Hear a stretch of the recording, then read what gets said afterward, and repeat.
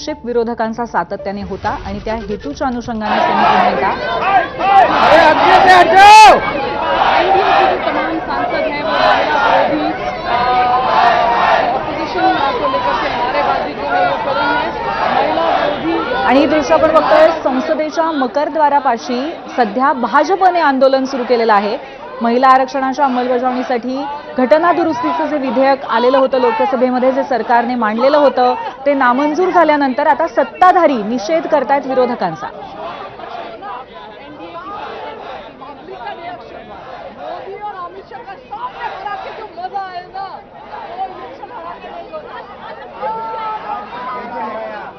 आज हे विधेयक नामंजूर झाल्यानंतर विधेयक ज्याला 2/3 बहुमताची गरज होती त्यानंतर उर्वरित 2 विधेयकं सुद्धा सरकारने मागे घेतलेली आहेत। परंतु आज हे बिल नामंजूर होणं, हे विधेयक नामंजूर होणं हा मोदी सरकारसाठी महिला आरक्षणाच्या अंमलबजावणीच्या दृष्टीने एक मोठा धक्का समजला जातो। आणि या पार्श्वभूमीवर आता सत्ताधारी मकरद्वारापाशी निषेध करतायत। stand finally defeated on women reservation bill brought under guise of this delimitation and general sense. They have created है और ये बहुत बड़ा हादसा मतलब अपने लोकतंत्र को है। और महिलाओं के आरक्षण के बिल को पहले समर्थन दिया, लेकिन अभी मतलब यहाँ कोई राजनीति करके कांग्रेस पार्टी और अपोजिशन ने महिलाओं को देने। तर संसदेबाहेर सध्या सत्ताधाऱ्यांची घोषणाबाजी सुरू आहे। आपल्यासोबत खासदार अरविंद सावंत आहेत। अरविंदजी, आपण खूप विविध मुद्दे मांडून अत्यंत निकराने विरोध केलेला होता। आता नामंजूर हे विधेयक झाल्यावरती आपली प्रतिक्रिया? मुळात हा आनंदाचा किंवा असं विजयाचा क्षण आहे। मुळात असं विजय नाही, मूळ मुद्दा असा आहे तुम्ही लबाडी करता। तुमचं महिला आरक्षणाचं हे बिलच नव्हतं असं माझं ठाम मत आहे। लक्षात घ्या पहिली गोष्ट, तुम्ही जी अमेंडमेंट आणली त्याच्यामध्ये मी बोलताना असं म्हटलं होतं की तुम्ही सातत्याने सभागृहात सांगतात तुमची संख्या वाढेल, तुमची संख्या वाढेल, पण बिलात कुठे आहे? बिलात फक्त 850, पण राज्यांचं काय होणार? ते राज्यांना 50%, प्रत्येक राज्याची 50% वाढली तर आपण ऑटोमॅटिकली ते पूर्वी आता आहे तसंच ते प्रपोर्शन सगळ्या राज्यांचं राहील। तुम्ही 50% हा शब्द अख्ख्या बिलात कुठेही नाही। पुन्हा ओबीसीबद्दल अख्ख्या बिलामध्ये कुठेही शब्द नाही। आणि तिसरं, हे सगळे अधिकार कोणाला देणार? Who will decide the number of seats? The delimitation commission will decide the number of seats. अरे वा, तो ठरवणार आमच्या सीट का त्यांनी बाउंड्री ठरवायची असतात। नंबर तो जागांचा कसा ठरवू शकतो?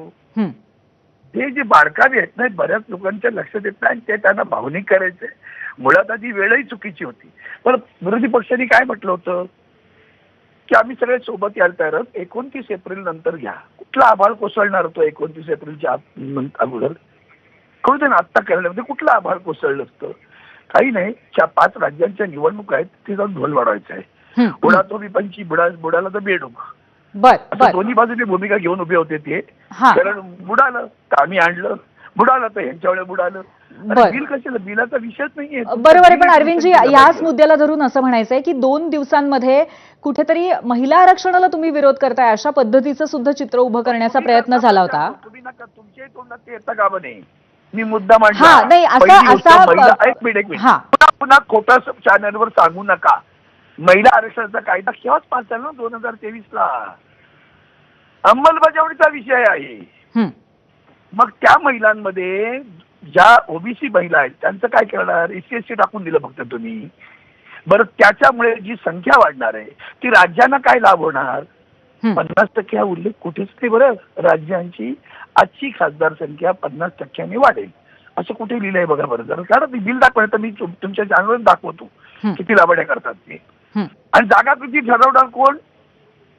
तर त्या delimitation commission will decide the number of seats on the population. म्हणजे काय झालं, दक्षिणेतल्या राज्यांची लोकसंख्या कमी आहे म्हणून तो 50% शब्द पाहिजे। म्हणजे आज समजा तामिळनाडूला 39 आहे तर ती 52 व्हायला पाहिजे, 50% झाली तर, वाढली तर ते ठीक आहे। 26 जागा वाढतील, 55 होईल समजा, तर ती 55 नव्हता 32 येईल। तर लोकसंख्या संपली त्यांची. आता सगळे सुशिक्षित लोक आहेत, जगभर जातात, लोकसंख्या आळा घातला त्यांनी स्वतःहून, कुटुंब नियोजन केलं. बरोबर आहे, बरोबर आहे. आलं का लक्षात? हे समजायला पाहिजे ना, महिलांच्या विरोधात नाही म्हणून बिल पहिलंच पास केले, पहिलं लक्षात ठेवा. नक्कीच हा 2023 खोटा मध्येच हे प्रचार बिल पास पुस्तकामध्ये झाले. हो, ते हो. आरक्षण कसं अंमलबजावणी करावी त्याबद्दलची आता तुम्ही मला सांगा, शेवटच्या क्षणी गृहमंत्री सांगतायत 1 तास हाऊस अडजन करा, मी जाऊन अमेंडमेंट घेऊन येतो. मग अगोदर का नाही दिलं? अडाणी लोक बसलेत का? अगोदर का नाही केलं 50%? आहे का उत्तर तुमच्याकडे? आता का सांगता बरं? 50% नक्कीच अरविंदजी, मला वाटतं पूर्णपणे अविश्वास होता विरोधकांचा आणि तो या सगळ्या मतदानामध्ये सुद्धा आज दिसलेला आहे. धन्यवाद, आपण आमच्याशी चर्चा केली त्याबद्दल. तर मुळात 2023 सालीच नारी शक्ती विधेयक मंजूर झालेला आहे, हाच विरोधकांचा महत्त्वाचा मुद्दा होता. या अनुषंगाने और पुराने वाले जनगणना से जोड़कर उन्होंने ये जो कदम उठाया उसकी वजह से इसे डिफीट किया गया. सर बोल रहे हैं कार्रवाई हुई बिल. तर प्रियांका गांधी यांनी आत्ताच सांगितलं की जुन्या जनगणनेशी म्हणजे 2011 साली झालेल्या जनगणनेशी जोडण्याचा, महिला आरक्षणाचा जे विधेयक आहे ते जोडण्याचा प्रयत्न होता सरकारचा आणि तो सफल होऊ दिलेला नाही. कारण 2027ला नवी जनगणना पार पडेल आणि त्याच्यानंतर जातीनिहाय आकडेवारी हातात येणार आहे. त्या अनुषंगाने पुढची अंमलबजावणी झाली पाहिजे असं विरोधकांचं म्हणणं आहे.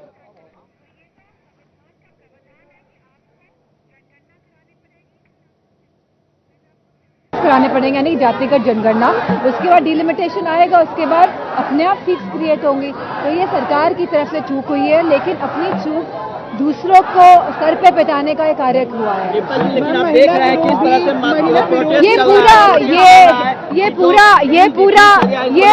ये पूरा वेल प्लान्ड है भारतीय जनता पार्टी द्वारा, क्योंकि वो जानते हैं कि समाजवादी पार्टी और सभी ऑपोजिशन पार्टीज ने मिलकर महिला आरक्षण बिल को 2023 में पास कराया था.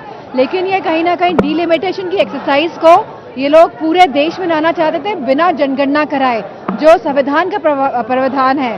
और ये नहीं चाहते हैं कि देश संविधान से चले. जो समाजवादी पार्टी का और जो पूरा विपक्षी दल यही कह रहा है कि जो सत्ता दल है ये इतने मोह में, ये अपनी कुर्सी छोड़